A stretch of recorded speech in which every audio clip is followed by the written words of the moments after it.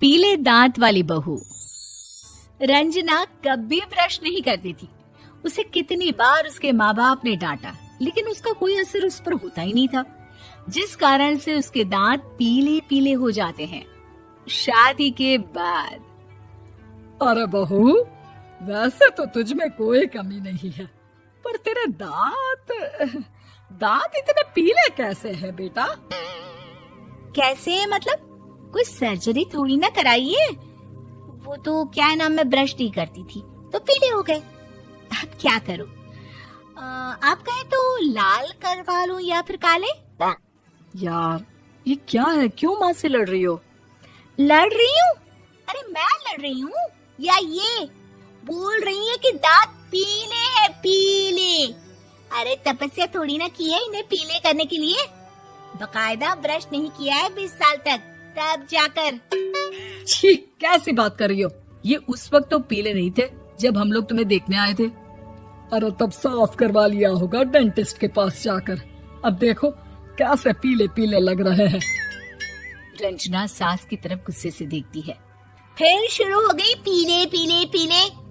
अरे पीले तो तब भी थे जब मेरे हाथ का रसगुल्ला उड़ा उड़ा कर खा रही थी और बोल रही थी, लड़की नहीं गुणों का खजाना दे रहे भाई साहब आप। खैर, अब वो लोग करते भी तो क्या करते, पीले दांत वाली बहू पल्ले पड़ी थी तो झेलना तो था ही। एक दिन कीर्तन में रंजना गाना गा रही थी। अरे कमला बहन, माँ का द्वार है, यहाँ तो सब शुद्ध होकर आते हैं, फिर अपनी बहू को ब्रश भी नहीं करवाती तुम। दूर से पीले पीले दांत भक्ति में बाधा उत्पन्न कर रहे हैं। अरे कोई 2 साल की बच्ची थोड़ी ना लेकर आई हूँ मैं बहू बनाकर। अच्छी खासी लड़की है, अरे कैसे करवाऊं ब्रश? ये तो उसे खुद करना चाहिए ना। अब माँ बाप तो इसके जैसे तैसे निपटा दिए, ये नहीं सोचा कि सास कैसे संभालेगी। सास बहू को लेकर घर आ जाती है, लेकिन सोच लेती है कि अब इसे लेकर कहीं नहीं जाएगी। अगले रोज बहू कहती है, अरे क्या हो गया, मंदिर नहीं जाना क्या? कीर्तन का वक्त हो रहा है।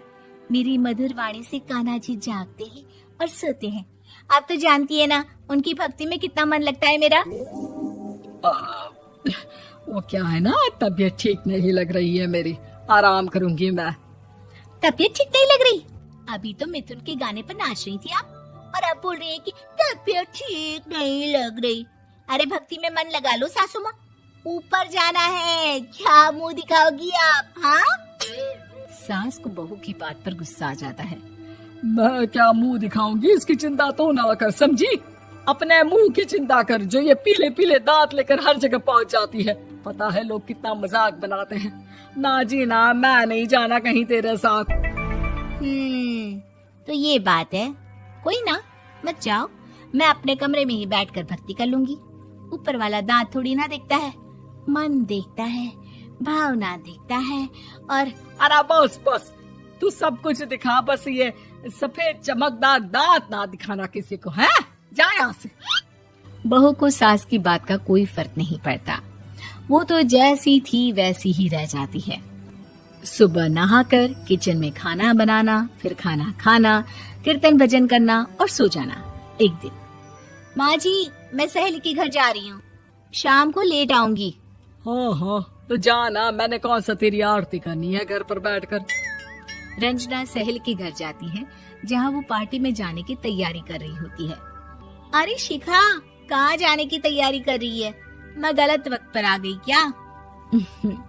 अरे नहीं यार, उल्टा सही वक्त पर आई है। मैंने ये साड़ी और ज्वेलरी निकाली है यार, शाम को इनके ऑफिस की एक पार्टी में जाना है। बताना कैसा लग रहा है ये सब? नहीं यार, इस ड्रेस के साथ तो वो वाली ज्वेलरी अच्छी लगेगी। हाँ हाँ सही बोल रही है, मैंने ध्यान ही नहीं दिया। वैसे तो हमेशा से मस्त फैशन सेंस रखती है। तो बड़ा जाती होगी ना पति के साथ पार्टी में। रंजना कुछ नहीं बोलती, बस सोचती है कि यार काश ये बात सही हो जाती, पर मैं क्यों नहीं जाती पार्टी में? क्या इन लोगों की कोई पार्टी होती नहीं होगी? रंजना घर आती है और रात में पति से सवाल करती है, एक बात बताइए, आप मुझे किसी पार्टी में क्यों नहीं ले जाते? क्या आपकी यहाँ ऑफिस में पार्टी नहीं होती? पति बेचारा क्या कहता कि दांत पीले हैं तुम्हारे इसलिए।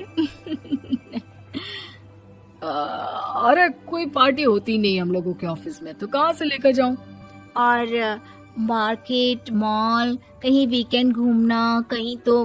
अरे यार, सारे हफ्ते में एक छुट्टी मिलती है, तो सोचता हूँ कि आराम ही कर लूं। क्यों? रंजना मन मार के रह जाती है। पहले कभी सास के साथ मंदिर जाया करती थी, लेकिन वो भी सास ने ले जाना बंद कर दिया। घर बैठी बैठी रंजना बोर हो जाती है। तभी उसे आइडिया आता है और वो मायके जाने का सोचती है। सासू माँ, 2 दिनों के लिए मम्मी के घर जा रही हूँ। अच्छा ठीक है, आराम से जा। और हाँ, माँ से कुछ अच्छी आदत सीख कर आना कि कैसे शरीर के हर भाग की तरह दांतों की सफाई भी जरूरी होती है, समझी? शुरू हो गई ना आप। वो लोग आपकी तरह नहीं है कि छोटी छोटी बात का बतंगड़ बना दे। उन लोगों के लिए मैं मायने रखती हूँ, ना कि मेरे पीले पीले दांत। रंजना माँ को बिना बताए उन लोगों को सरप्राइज देती है, लेकिन जैसे ही वो दरवाजे पर पहुंचती है, अंदर देखती है कि घर वाले कहीं जा रहे होते हैं।